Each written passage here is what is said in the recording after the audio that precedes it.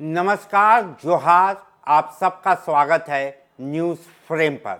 मैं हूं कुणाल सिंह और आज अपने विश्लेषण में हम बिहार चुनाव के ताज़ा तरीन खबरों पर कुछ रिसर्च कर आपके सामने लेकर हाजिर हुए हैं।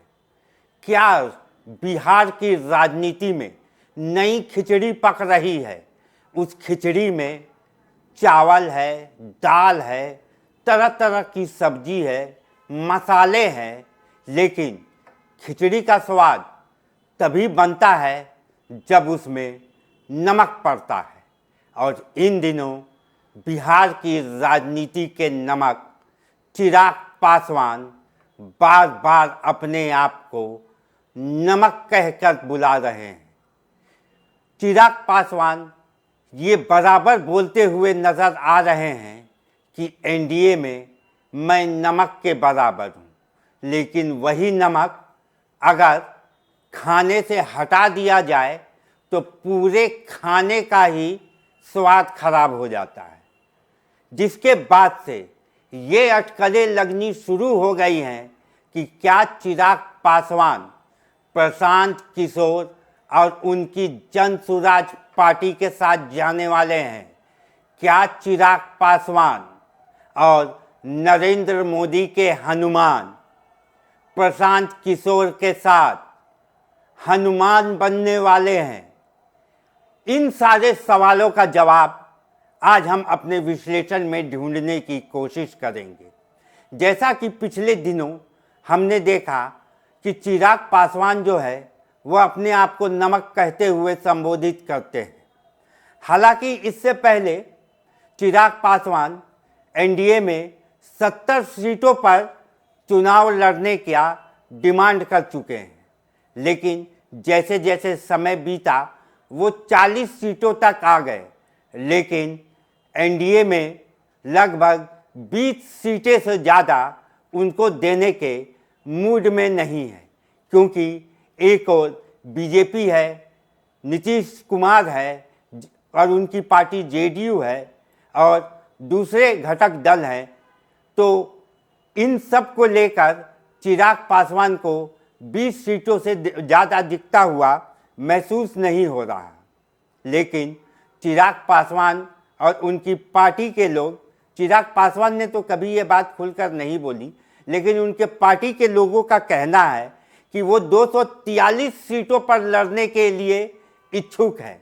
हालांकि बिहार के इतिहास में सिर्फ कांग्रेस पार्टी ही ऐसी है जिसने 243 सीट पर अपने उम्मीदवार खड़ा किए थे। हालांकि उसका रिजल्ट और उसका हर्ष बदते बदतर ही हुआ था। इसके बाद से हम आपको बता दें कि प्रशांत किशोर जो हैं वो भी चिराग पासवान को लेके बड़ा ही ललो चप्पो करते हुए दिखते हैं। बिहारी भाषा में ललो चप्पो उनको बोलते हैं जब दो लोग आपस में एक समन्वय बनाते हैं लेकिन पब्लिकली नहीं बोलते। प्रशांत किशोर ये बोलते हुए नज़र भी आए हैं कि चिराग पासवान एक नए लड़के हैं और राजनीति में उनका आना एक अच्छी बात है। और दूसरी ओर चिराग पासवान भी ये कहते हुए नज़र आए हैं कि प्रशांत किशोर जो है वो शिक्षा और लोगों के स्वास्थ्य की बात करते हैं, बुनियादी सुविधाओं की बात करते हैं, तो वो मुझे इस संदर्भ में अच्छे लगते हैं। हालांकि दोनों जो हैं वो बिहार फर्स्ट और बिहारी फर्स्ट की बातें करते हैं, जिसे लेकर अब अटकलें लगनी शुरू हो गई हैं कि क्या प्रशांत किशोर और चिराग पासवान एक तीसरे मोर्चा बनाने के पीछे अब राजी होते हुए नजर आ रहे हैं। बिहार में एक एनडीए गठबंधन है, एक इंडिया महागठबंधन है, जिसमें कांग्रेस, आरजेडी, लेफ्ट और दूसरे दल हैं, जिसके साथ एनडीए है जिसमें बीजेपी, जेडीयू और मांझी जैसे राजनेता हैं। उसके साथ ही क्या बिहार अब तीसरे मोर्चे की ओर बढ़ रहा है? ये भी बहुत बड़ा सवाल अब बिहार की राजनीति में देखने को मिल रहा है। प्रशांत किशोर और चिराग पासवान, जैसा कि मैंने आपको बताया कि बिहार फर्स्ट और बिहारी फर्स्ट की बात करते हैं, और दोनों में एक कॉमन फैक्टर ये भी है कि वो जात पात की राजनीति नहीं करते और जात पात से ऊपर होकर अपनी बातों को जनता के सामने रख रहे हैं।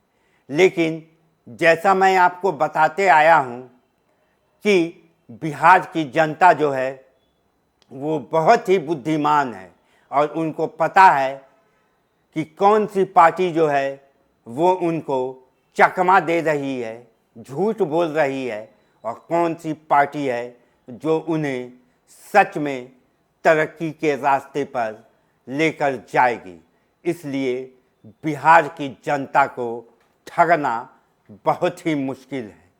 लेकिन जात पात की राजनीति में बिहार जो है वो आज भी पिछड़े राज्यों में शुमार है।